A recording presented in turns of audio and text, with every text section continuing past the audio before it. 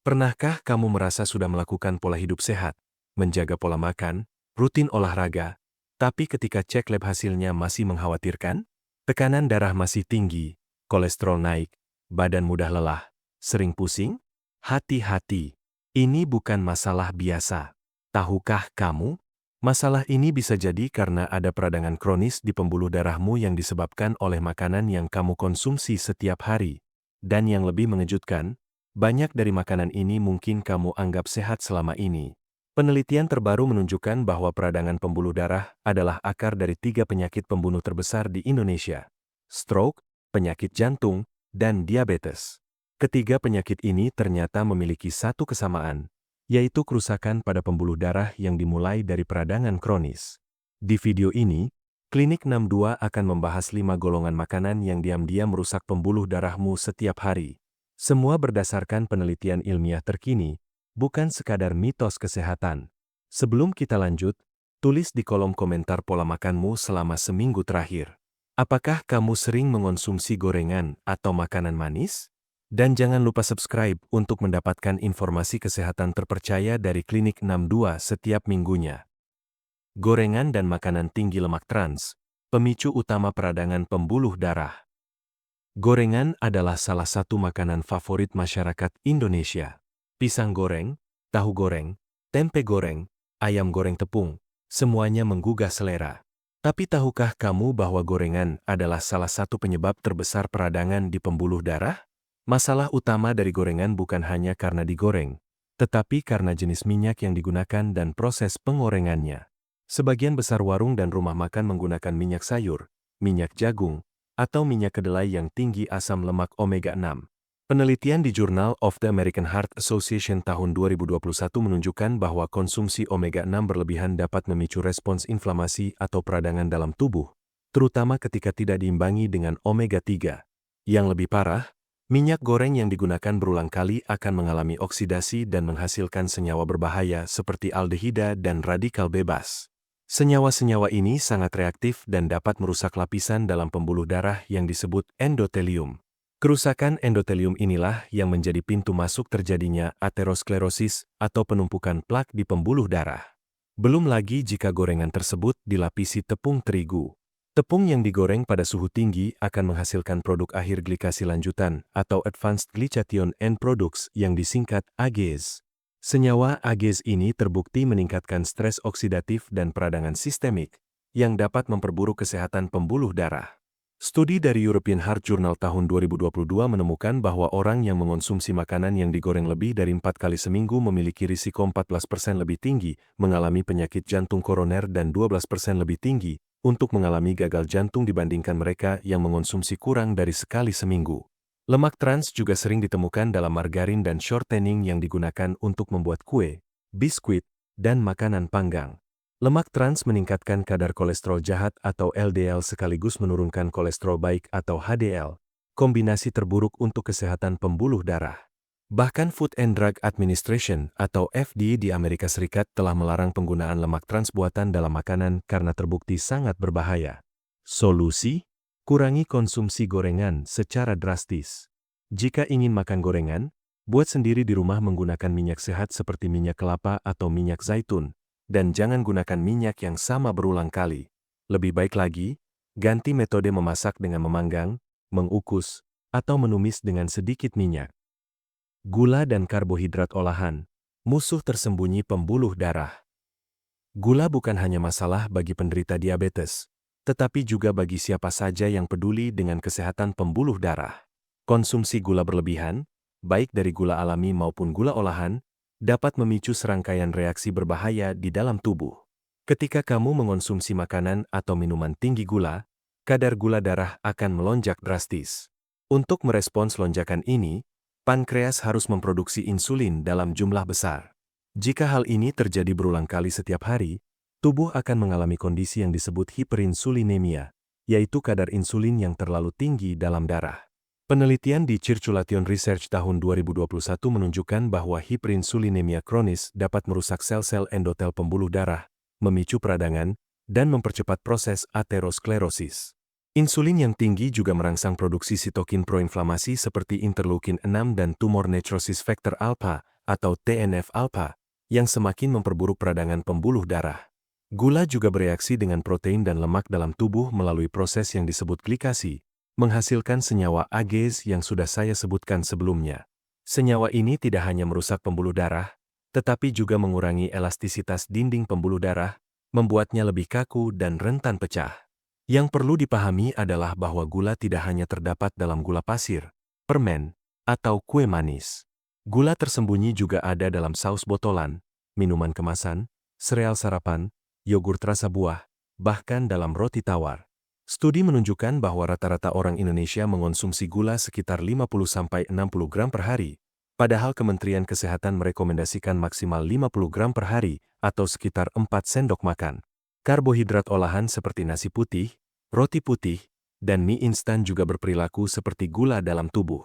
Makanan ini memiliki indeks glikemik tinggi, artinya cepat dipecah menjadi glukosa dan menyebabkan lonjakan gula darah yang sama bahayanya. Penelitian di American Journal of Clinical Nutrition tahun 2022 menunjukkan bahwa diet tinggi karbohidrat olahan meningkatkan risiko penyakit kardiovaskular hingga 30%. Gula alami dari buah, madu, atau susu memang lebih baik karena disertai serat, vitamin, dan mineral. Namun, konsumsi berlebihan tetap harus dihindari, terutama jika kamu sudah memiliki masalah metabolik seperti resistensi insulin atau prediabetes. Solusi? Batasi konsumsi gula tambahan maksimal 25 gram per hari untuk wanita dan 36 gram per hari untuk pria. Ganti karbohidrat olahan dengan karbohidrat kompleks seperti nasi merah, quinoa, atau ubi. Baca label nutrisi pada kemasan makanan dan hindari produk yang mencantumkan gula di 3 bahan pertama. Bahan makanan sintetis dan aditif buatan, racun bagi pembuluh darah. Pernahkah kamu memperhatikan daftar bahan di kemasan makanan yang kamu beli? Jika ada bahan dengan nama yang sulit diucapkan dan terdengar seperti zat kimia, kemungkinan besar itu adalah aditif buatan yang perlu diwaspadai. Bahan makanan sintetis atau artificial meliputi pewarna buatan, perisa sintetis, pengawet kimia, pemanis buatan, pengental, pengemulsi, dan berbagai zat aditif lainnya. Meskipun banyak dari bahan ini dianggap aman oleh Badan Pengawas Makanan dalam dosis tertentu, konsumsi jangka panjang dan kumulatif dapat menimbulkan efek berbahaya, terutama pada pembuluh darah. Penelitian di Environmental Health Perspectives tahun 2021 menunjukkan bahwa pewarna buatan seperti tartrazine dan sunset yellow dapat meningkatkan stres oksidatif dan peradangan pada sel-sel endotel. Pewarna ini sering ditemukan dalam minuman berwarna cerah, permen, dan makanan ringan. Pengawet seperti natrium benzoat dan kalium sorbat, meskipun disetujui untuk penggunaan makanan, telah dikaitkan dengan gangguan fungsi mitokondria dalam sel. Mitokondria adalah pembangkit energi sel, dan gangguannya dapat memicu kematian sel dan peradangan kronis. Pemanis buatan seperti aspartam, sakarin, dan sukralosa juga kontroversial. Beberapa studi menunjukkan bahwa pemanis buatan dapat mengubah komposisi mikrobiota usus, meningkatkan peradangan sistemik, dan bahkan memperburuk resistensi insulin. Penelitian di Nature tahun 2022 menemukan bahwa konsumsi pemanis buatan secara rutin dapat meningkatkan risiko penyakit kardiovaskular hingga 9%. Monosodium glutamat atau MSG, meskipun alami, sering ditambahkan dalam jumlah besar pada makanan olahan. Konsumsi MSG berlebihan telah dikaitkan dengan peningkatan tekanan darah dan kerusakan endotel pembuluh darah pada studi hewan. Yang paling berbahaya adalah efek kumulatif dari berbagai aditif yang dikonsumsi bersamaan. Tubuh kita, terutama hati dan ginjal, harus bekerja ekstra keras untuk memproses dan mendetoksifikasi zat-zat kimia ini. Proses detoksifikasi yang berlebihan dapat menghasilkan radikal bebas dan memicu peradangan kronis. Solusi? Prioritaskan makanan segar dan minim proses. Jika membeli makanan kemasan, pilih produk dengan daftar bahan yang pendek dan mudah dikenali. Hindari produk dengan lebih dari 5 bahan atau bahan yang tidak kamu pahami. Masak sendiri di rumah sebanyak mungkin agar kamu bisa mengontrol apa yang masuk ke tubuhmu. Gluten, protein gandum yang memicu peradangan. Gluten adalah protein yang terdapat dalam gandum, jelai, dan gandum hitam. Gluten terdiri dari 2 komponen utama, glutenin dan gliadin. Bagi penderita penyakit celiak, Gluten adalah musuh besar yang harus dihindari sepenuhnya karena dapat memicu reaksi autoimun yang merusak usus halus. Namun, yang menarik adalah penelitian terbaru menunjukkan bahwa gluten juga dapat memicu peradangan pada orang yang tidak memiliki penyakit celiak, kondisi yang disebut sensitivitas gluten non-celiak atau non-celiak gluten sensitivity yang disingkat NCGS. Studi di Nutrients tahun 2021 menemukan bahwa sekitar 6–10% populasi mungkin memiliki NCGS tanpa mereka sadari. Gejala yang muncul bisa berupa gangguan pencernaan, kembung, sakit kepala, kelelahan, dan yang relevan dengan pembahasan kita, peradangan sistemik yang berdampak pada pembuluh darah. Ketika gluten dikonsumsi oleh orang yang sensitif, sistem kekebalan tubuh akan mengenalinya sebagai ancaman dan memicu respons inflamasi. Proses ini meningkatkan permeabilitas usus atau kondisi yang dikenal sebagai leaky gut atau usus bocor. Ketika usus bocor, molekul makanan yang belum tercerna dan bakteri dapat masuk ke aliran darah, memicu peradangan sistemik yang meluas hingga ke pembuluh darah. Penelitian di Journal of Clinical Gastroenterology tahun 2022 menunjukkan bahwa orang dengan sensitivitas gluten memiliki kadar penanda inflamasi seperti protein C reaktif, atau CRP dan interleukin 6 yang lebih tinggi dibandingkan kelompok kontrol. Peningkatan penanda inflamasi ini berkorelasi dengan peningkatan risiko aterosklerosis dan penyakit kardiovaskular. Gluten juga sering ditemukan dalam makanan olahan yang sudah mengandung banyak bahan berbahaya lainnya, seperti roti putih, pasta, biskuit, dan kue kering. Kombinasi gluten dengan gula, lemak trans, dan aditif buatan menciptakan kombinasi sempurna untuk merusak kesehatan pembuluh darah. Perlu dicatat bahwa tidak semua orang perlu menghindari gluten. Jika kamu tidak memiliki penyakit celiak atau sensitivitas gluten, konsumsi gandum utuh dalam jumlah wajar masih bisa menjadi bagian dari diet sehat. Namun, jika kamu sering merasa kembung, lelah, atau memiliki masalah pencernaan setelah makan makanan mengandung gandum, cobalah mengurangi atau menghilangkan gluten selama beberapa minggu dan perhatikan apakah ada perbaikan. Solusi? Jika kamu memiliki sensitivitas gluten, ganti produk berbasis gandum dengan alternatif bebas gluten seperti nasi, quinoa, soba, atau tepung almond.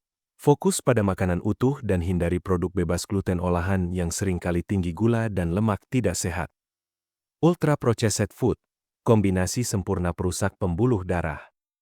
Ultra-processed food atau makanan ultraolahan adalah kategori makanan yang telah mengalami pemrosesan industri ekstensif, mengandung banyak bahan tambahan, dan biasanya siap saji atau siap makan dengan pemanasan minimal.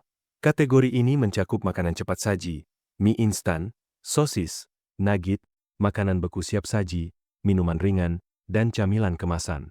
Yang membuat ultra-processed food sangat berbahaya adalah karena makanan ini adalah kombinasi dari semua faktor buruk yang sudah kita bahas: lemak trans, gula tinggi, garam berlebih, aditif sintetis, dan seringkali gluten.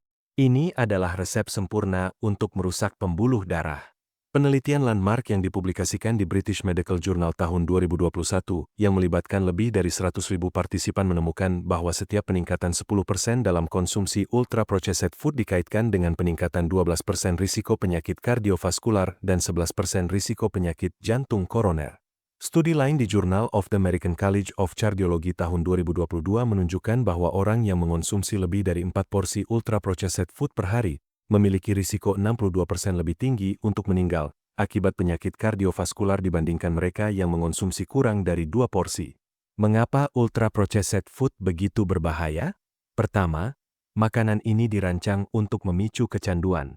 Kombinasi gula, garam, dan lemak dalam proporsi tertentu mengaktifkan pusat kesenangan di otak, membuat kita sulit berhenti makan. Kedua, makanan ini sangat padat kalori tetapi miskin nutrisi. Kita mengonsumsi banyak kalori tanpa mendapatkan vitamin, mineral, dan antioksidan yang dibutuhkan tubuh untuk melawan peradangan. Ketiga, ultra-processed food sering dikemas dalam kemasan plastik yang dapat melepaskan bahan kimia seperti bisphenol A atau BPA dan ftalat ke dalam makanan. Bahan kimia ini adalah disruptor endokrin yang dapat mengganggu hormon dan memicu peradangan.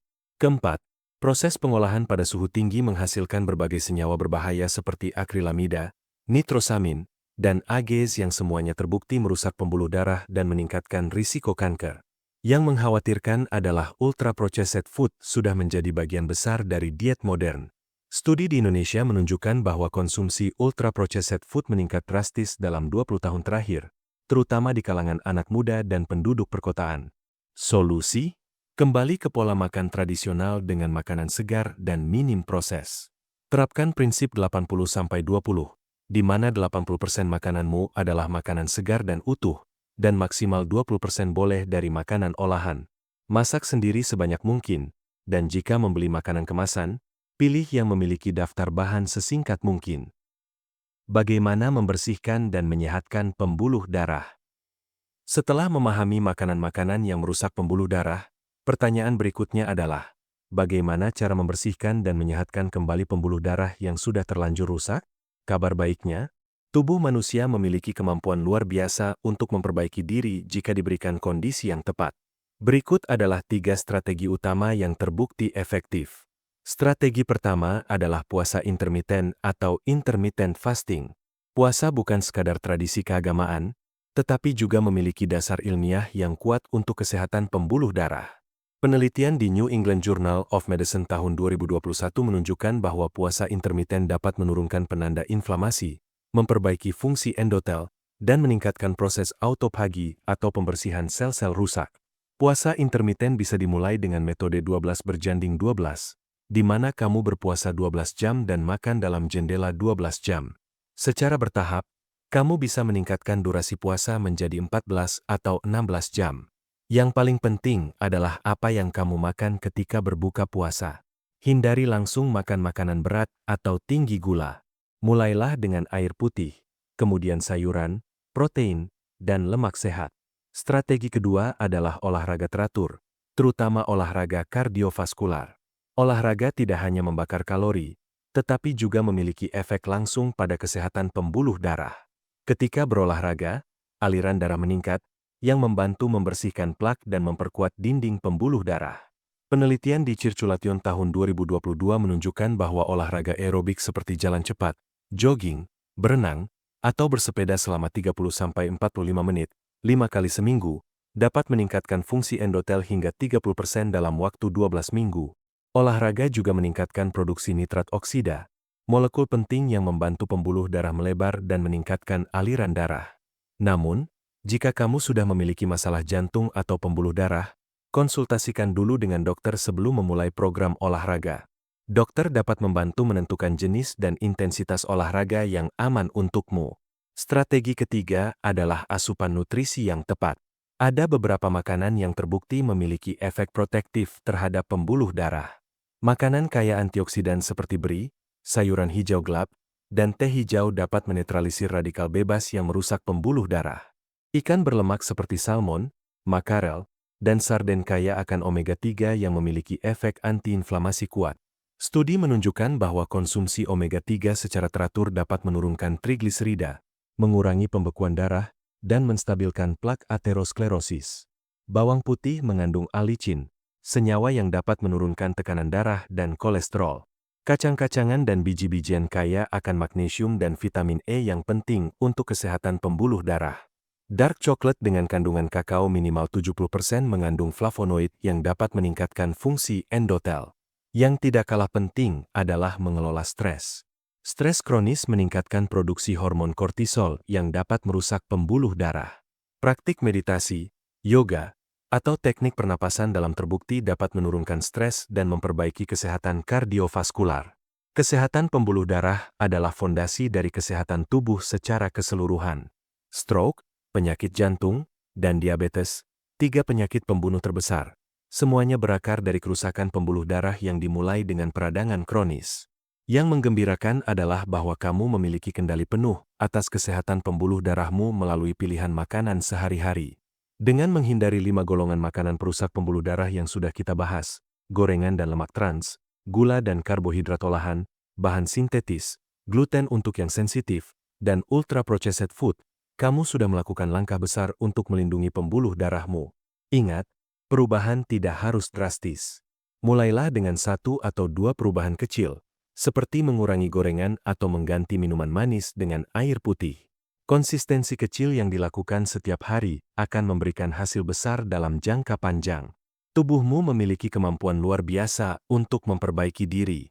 Dengan memberikan nutrisi yang tepat, menghindari racun, berpuasa intermiten, berolahraga teratur, dan mengelola stres, pembuluh darahmu akan kembali sehat dan kuat.